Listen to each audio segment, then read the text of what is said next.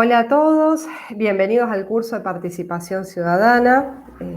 Para quienes no han podido ver la presentación, yo soy Sonia Ramela, soy politóloga y desde hace ya unos cuantos años vengo trabajando temas vinculados a la participación ciudadana, pero la participación ciudadana vista desde las instituciones, ¿sí? La participación ciudadana pensada como un mecanismo de interacción, como un espacio de diálogo entre la ciudadanía y el Estado. Con lo cual, lo que vamos a ver en estas dos clases, justamente van a ser elementos que nos permitan, de alguna manera, mejorar la participación ciudadana como ciudadanos, como personas, digamos, ¿sí? Y poder interactuar y construir en conjunto. Así que la idea central de esta primera clase, sobre todo, es hablar de conceptos básicos y centrales.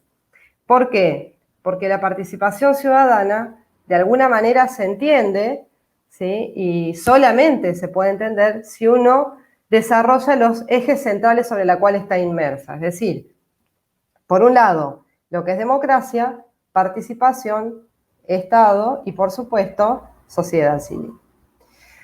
Bien, entonces en esta primera placa, ¿qué es lo que estamos viendo? Vemos tres imágenes de actores centrales, de elementos centrales de la idea de participación ciudadana. ¿Cuáles son? Son Estado, es democracia y sociedad, ¿sí? La democracia no entendida, digamos, como la democracia griega clásica, ¿sí? Sino la democracia representativa. Ya vamos a ver en unas placas adelante de qué se trata, qué características hablamos cuando hablamos de democracia representativa, o poliarquía más precisamente. El Estado, digamos, como un actor central y nodal, ¿sí? El Estado, si bien uno lo simboliza con una institución, una estructura, como un organismo público, en realidad el Estado es un actor y es el que se encarga de ejercer las reglas de juego que marca el régimen democrático, ¿sí? El Estado es justamente ese actor que toma decisiones. Y después tenemos a la sociedad, es decir, al conjunto de personas que habitan en determinado lugar, que comparten determinadas características, que de alguna manera está en permanente diálogo con este Estado, ¿sí? Cada vez más. Con lo cual, necesariamente, cuando uno habla de participación ciudadana, tiene que hacer referencia a régimen democrático, ¿sí? Por lo menos para nosotros, Estado y sociedad civil. Yo recién les decía que el Estado es el actor central. ¿Y por qué les decía que el Estado es el actor central? Porque como ven en la placa, ¿sí? ese dibujo, digamos, siempre hay conflicto social, siempre hay pelea. Pero más allá de pelea en sí, digamos, el conflicto social significa que el conjunto de personas que viven dentro de este Estado, ¿sí?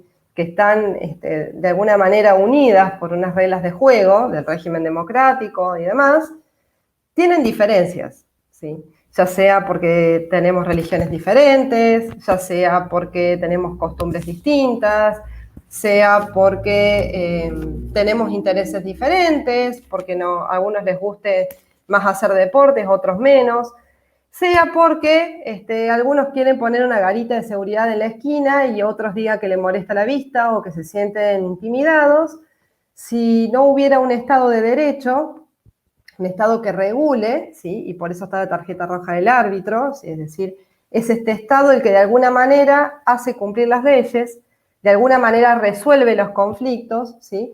A través de mecanismos que ya todos conocemos y de alguna manera aceptamos. Entonces, la idea central, ¿sí? De toda participación ciudadana es que siempre va a haber un Estado que es el que toma las decisiones, en definitiva, que es el que va a regular, el que va a mediar y el que se va a encargar de dirimir todas diferencias sociales. A veces no necesariamente sean intereses contrapuestos, sino que son diferentes. Con lo cual, y por eso muchas veces, cuando se habla en ciencia política del Estado, se habla como el que tiene la coacción física legítima, ¿sí? Porque es el actor que permite y que obliga a todos los demás actores, ¿sí? A todos los demás que tienen posibilidad de hacer acciones y tomar decisiones, de acatar las normas y las leyes que se fijan según este Estado. Por eso es el uso de la coacción física legítima. Bien, nosotros decíamos que el Estado es quien ejerce la coacción física legítima, pero también decíamos que la democracia, de alguna manera, es lo que da las reglas de juego. ¿Y por qué decimos que son las reglas de juego? Porque son las cuestiones generales, básicas y fundamentales con la cual una sociedad debe manejarse, ¿sí? No sé si ustedes estarán familiarizados con las constituciones nacionales, si las habrán visto o no, pero por lo general uno en la Constitución encuentra dos grandes apartados, uno que son declaraciones de derechos y garantías, otras que hablan más de mecanismos y de instituciones. Bueno, la democracia, de alguna manera, articula las dos cuestiones, ¿sí? La cuestión más sustantiva, estas libertades, ¿sí? Tanto de expresión, de asociación, es decir, de reunirme, de decir lo que pienso, ¿sí? De manifestarme, ¿sí? De pensar diferente, y que eso es muy importante en las democracias, tratar de salvaguardar justamente esta diversidad, esta pluralidad de pensamiento, y también, digamos, obviamente, de acceder a información pública de la más variada, ¿sí? Esas serían las cuestiones básicas, fundamentales, y por supuesto, lo que tiene que ver con los derechos y libertades básicos de cualquier ser humano.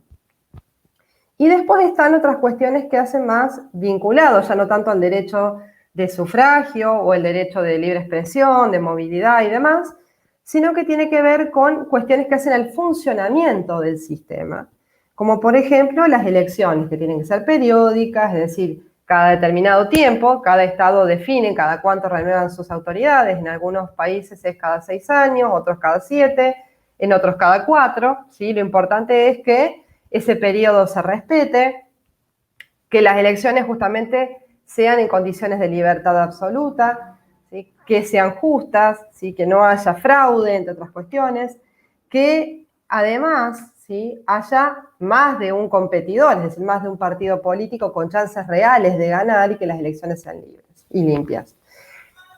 Eso tiene que ver con los procedimientos y por otro lado también en todo régimen democrático existen organismos e instituciones que se dedican a controlar el funcionamiento de esta política, ¿sí? El funcionamiento de la vida política y de los ciudadanos. Ahora,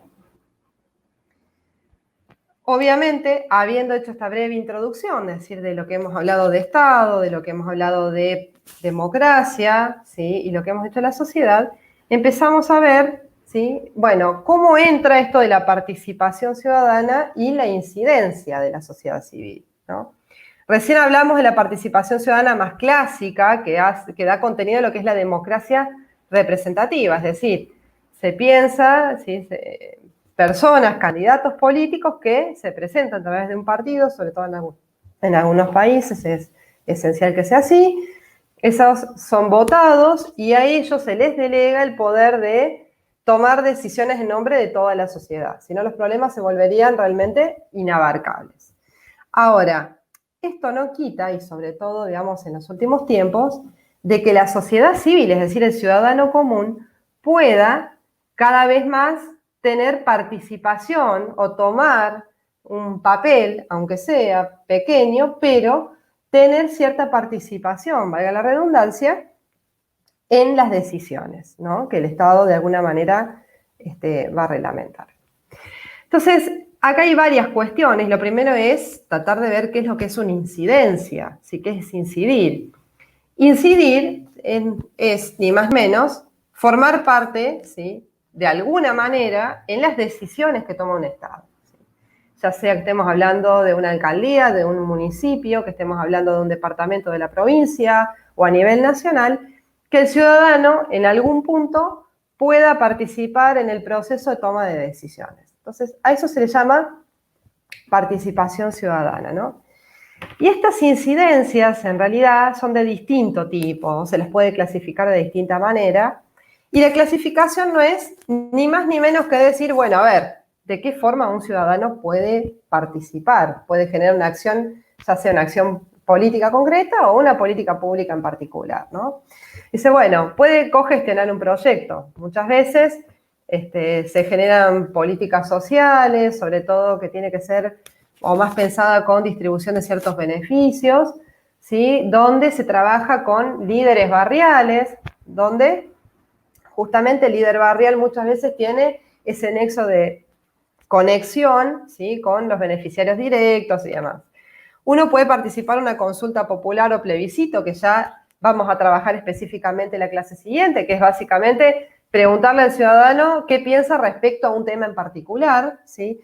Uno puede presentar una iniciativa popular, es decir, bueno, a mí me gustaría que se trabaje determinado tema, ¿sí? Dentro de las instituciones públicas, ya sea la regulación de la pauta oficial, ya sea la creación de algún órgano en particular o de una política medioambiental, no sé, arbolado, por decir alguna cosa, ¿sí? Entonces yo elevo esta propuesta como ciudadano que soy, obviamente siguiendo ciertos requisitos. Puede ser a través del presupuesto participativo, digamos, que si bien esto mismo daría para una clase entera, para ver de qué forma puede participar y que no todos son iguales, pero lo cierto es que el ciudadano puede o votar por una obra pública, ¿sí? O bien puede ir y elaborar en algunos casos el proyecto de política que le gustaría que el municipio, la provincia, el departamento, o bien a nivel nacional se aplique, ¿no? O bien, de una manera más frecuente, por decirlo de alguna forma, que el ciudadano participe o asista a foros o a consejos consultivos. Por lo general, sobre todo en ciudades más bien grandes o ya a nivel provincial o nacional, en ocasiones hay necesidad de generar foros por temas, bueno, de la mujer, el medio ambiente, el Consejo Económico y Social, etcétera. Es decir, eso por lo general lo define cada estado sobre cuáles son los temas que ellos quieren tener un foro de consulta, de diálogo permanente para tratar determinados temas, y el ciudadano, obviamente, ahí depende de cómo sea, digamos, las reglas de juego que este estado impone, puede participar. Todo lo que hemos dicho son formas de cooperar, ¿sí? ¿Por qué? Porque quiere decir que tanto el ciudadano como el Estado construyen conjuntamente algo, construyen un proyecto de, ¿sí? Es participar para hacer algo específico y concreto, con la idea de que eso quede. Ahora, la sociedad civil también puede participar de forma más bien confrontativa, es decir, no buscando la cooperar y la creación conjunta de algo, sino más bien, bueno, exigiendo que se cumpla lo que se está incumpliendo. Entiéndase, pongo una denuncia judicial, en algunos países, en Argentina, por ejemplo, en ocasiones se ponían amparos para salvaguardar determinado derecho importante o bien para generar o coaccionar al Estado que cumpla con alguna demanda constitucional que no estuvo del todo atendida.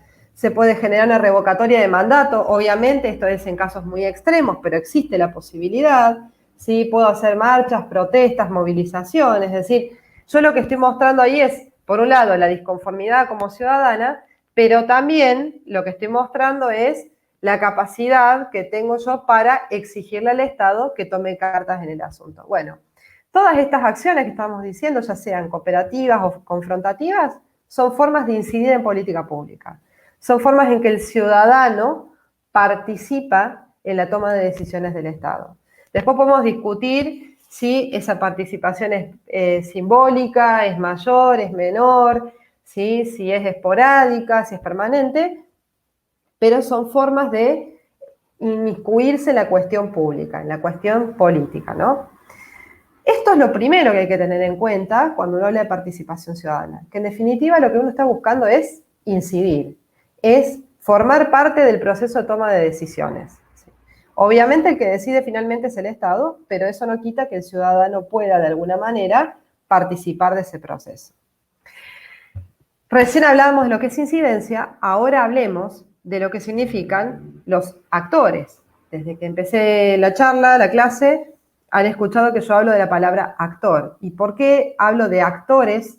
Es porque cada uno de los que de alguna manera están en el proceso tienen capacidad de acción y de decisión. Son personas libres, son personas que están en igualdad de condiciones, ¿sí? Por lo menos en lo formal, para poder participar. Con lo cual, digamos, acá hay una diversidad muy amplia, sobre todo cuando uno habla de lo que es el tercer sector, sociedad civil, o digamos, el vocablo que uno elija, ¿sí? Pero hay muchas formas de considerarlos, ¿no? Entonces, uno puede ir a título personal, es decir, bueno, soy Sonia, Juan, Pedro, Viviana, etcétera, ¿sí? Y busca tener participación activa en alguna política. Pueden ser un grupo de personas, ¿sí? Que no necesariamente tienen que estar coordinadas, ¿sí? Sino que muchas veces las protestas espontáneas, digamos, ¿no? Las grandes movilizaciones que no son convocadas como se hace actualmente a través de Facebook, de Twitter y demás redes sociales. Muchas veces en señal de protesta sale, manifiesta, digamos, un descontento por alguna medida en particular, o bien también puede tratarse de un movimiento social que, si bien no tiene un grado de formalización muy grande, y ya vamos a ver qué es esto, sí tiene cierto trabajo continuo y tiene una lógica más de cuerpo, ¿sí? Entonces, uno dice, bueno, puede ser una persona, puede ser un grupo de personas, pero también se los puede ver como personas físicas o personas jurídicas. ¿Y qué es esto? Es pensar en, bueno, una persona a título individual, una persona física, Sonia, Pedro, Joaquín, Daniela, Francisca, ¿sí? Una persona jurídica es una entidad, es una institución que de alguna manera fue reconocido como el Estado y se le dio determinado título, ¿sí? Ya sea una cooperativa, sea una ONG, un sindicato, lo que sea. Es decir, yo ya tengo ante el Estado un reconocimiento de entidad, ¿sí? Y en específico las organizaciones de la sociedad civil se las define porque tienen una serie de características que las hace diferentes a los demás grupos de actores que puede existir dentro de un régimen democrático. Y tiene algunas de las características que ven en esas piezas de rompecabezas, es decir, ¿por qué las piezas en rompecabezas? Y porque de alguna manera la única forma de tener una organización de la sociedad civil es que todo esto, ¿sí?, esté entrelazado, se cumple y se conecte. O sea, yo no puedo pensar en la organización de la sociedad civil si yo no estoy hablando de una asociación que no tenga fines de lucro. Es decir, que no busque generar dinero o plusvalía, ¿sí? Por lo general, la sociedad civil se dedica y se especializa en una temática y la finalidad es justamente un bien social, ¿no? La adhesión es voluntaria, es decir, yo formo parte porque yo quiero, a mí nadie me exigió formar parte de esta organización. Obviamente tampoco es parte del gobierno y tampoco es parte de un partido político, y eso es importante tenerlo en cuenta. Sobre todo en las democracias más fuertes, la sociedad civil es numerosa, es amplia y tiene una gran capacidad de incidencia y de hacer cosas. Con lo cual, una cosa importantísima es, sobre todo, que no sea una extensión más o de un gobierno o de un partido político, que no sean compulsivas, obviamente, y como hablábamos recién, digamos, de que uno tiene que inscribirla, tiene una personería jurídica, tiene que cumplir con determinadas obligaciones ante el Estado, también la hace un ente de derecho privado, ¿sí? Entonces, estas son las características que tiene una ONG que lo distingue de cualquier otro actor, ¿sí? Eso es muy importante tenerlo en cuenta, porque uno cuando habla de la sociedad, ¿sí?, o de la sociedad civil o del tercer sector, muchas veces se mete todo en la misma bolsa y en realidad son diferentes, y la importancia de esta es sobre todo en pensar en qué tipo de acciones tiene capacidad, sobre todo esa organización, para poder emprender. Pero más allá de eso, digamos, las organizaciones de la sociedad civil, además de la constitución formal, digamos, que eso obviamente depende de lo que diga la ley. Por lo general en Argentina, si uno empieza a mirar los requisitos y demás, además de tener un balance y estas cuestiones, y tiene que además demostrar que los fondos que uno tiene, los tiene de manera transparente, las organizaciones tienen que resolver problemas de cualquier organismo. Cuando uno se constituye, tiene que elegir cómo va a organizar su trabajo. Bueno, ¿va a ser una sociedad verticalista con el organigrama tradicional que uno conoce? ¿O va a ser una organización más como se lo conoce, horizontal? Es decir, no hay una jerarquía tan clara, puede haber autoridades formalmente reconocidas, pero es un trabajo más en red, es otro tipo de lógica de ordenamiento interno. Tiene que pensar de dónde va a conseguir los recursos. Yo recién mencionaba muy al pasar que una organización civil es autogobernada. Esto significa que yo, además de elegir la estructura, digamos, bueno, quién va a ser el órgano ejecutivo, si va a tener órganos consultivos y demás, tengo que conseguir recursos, y los recursos no pueden venir exclusivamente de un único sector o actor, que no será la ONG, entiéndase el Estado, un partido y demás, porque eso lo que quita es autonomía, es decir, es la capacidad a la organización de decir, bueno, a ver, en esto yo no estoy de acuerdo y habría que hacer determinadas modificaciones. Por ende, bueno, los recursos ¿de dónde salen? De aportes de privados, de financiamiento externo, son proyectos cogestionados con otro actor, entonces los recursos van a ser por proyecto. Bueno, ese tipo de decisiones y de discusiones tienen que estar sentadas en la organización. Por otro lado, digamos, ¿sobre qué temática? Digamos, ¿no? Ahí al costado tienen varias fotos, digamos, de distintas cosas. Bueno, ¿sobre qué? Sobre educación, sobre juventud, sobre niñez, sobre género, sobre protección ambiental, sobre derechos de animal. Bueno, ¿sobre qué me voy a especializar como organización? Y pensar que todas mis acciones de incidencia van a ir vinculadas a esta temática, ¿sí? Y por último, ¿de qué forma yo voy a tratar de generar esa acción, esa influencia, ¿sí? La estrategia de incidencia propiamente dicha. Bueno, voy a ir a través de redes sociales, voy a ir a través de protestas masivas y luchas, voy a acceder básicamente a través de mecanismos judiciales, voy a tener un mix de estrategias, voy a proponer proyectos en particular. Bueno, ¿qué es lo que voy a hacer? ¿Sí? Voy a tratar de hacer sensibilización con determinados actores de la vida política que toman decisiones y que son claves, que ayudan a destrabar temas, ¿sí? Entonces, cuando uno piensa en participación ciudadana, lo primero que tiene que hacer es, más allá de tener en cuenta y tener en claro de qué se trata esto de la participación ciudadana, de qué se trata la democracia y qué es el Estado, digamos, y por qué es importante, ¿sí? Es tener presente de que la sociedad civil, ¿sí?, tiene que entender que si uno decide conformar una organización, tiene que tener en claro el para qué, tiene que saber muy bien, inclusive si no es una organización de la sociedad civil reconocida formalmente, que sí tiene que pensar en cómo va a estructurar su trabajo, en qué recursos voy a necesitar y de qué dispongo y cómo los puedo llegar a conseguir. ¿Sí? El recurso no es solamente el dinero, el recurso es conocimiento, el recurso es también agenda, capacidad de movilización, ¿sí? Depende de lo que yo haga, es el recurso que voy a necesitar y por sobre todas las cosas, saber cuál va a ser el área temática sobre la cual tengo pensado influir. Entonces, ese tipo de cuestiones que si bien son básicas, son fundamentales para poder encarar cualquier proyecto de participación ciudadana, sea a través de las instituciones, de los espacios que promueve el Estado, o bien sea a través de mecanismos no institucionales, digamos, como una forma diferente, ¿sí?, de manifestar y de protestar. Entonces, hasta acá la idea de nuestra primera clase fue, sobre todo, introducir en temas vinculados a la participación ciudadana, la participación, si se quiere, directa y semidirecta, ya vamos a ver la diferencia de esto, pero son elementos centrales que uno debería tener presente. Así que bueno, como para que tengan una idea, digamos, de qué textos se han consultado, ahí les dejo una serie de artículos, ¿sí?, recomendados, tienen tanto, digamos, de lo que es el control, la rendición de cuentas, sí, que es algo que van a ver en otras clases más adelante.